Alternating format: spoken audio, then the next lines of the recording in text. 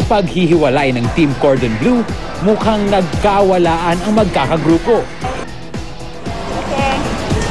Yung malaki, para ito, 20 pieces. Ilan na yan? 2, 4. Okay, go! Iyaman sila, basta tayo, we're not breaking the rules. Go tayo! Red! Red! Yes! Red! Red! Yes! Sobrang dami mo! Ilang kilo ba po lang?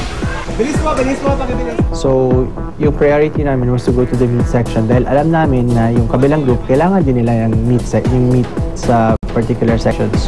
So, yung nangyari, nang nakarating kami sa chicken station, nandun na yung kabilang group kasi nauna yung van nila.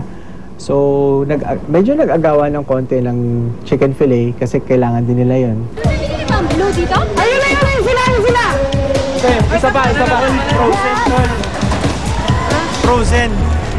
Kuya, wala kayong hindi frozen? Salpak nila! Uy! Balik tayo! Sige na, go! Bigas? Frozen na pinuha nila.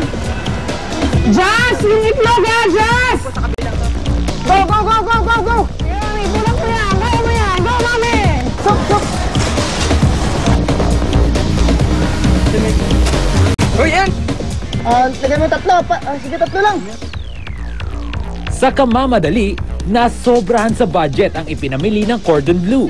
Tuloy, wala silang magawa kundi isoli ang ilang items. Inyong napanood ang patuloy na search for the next Kitchen Super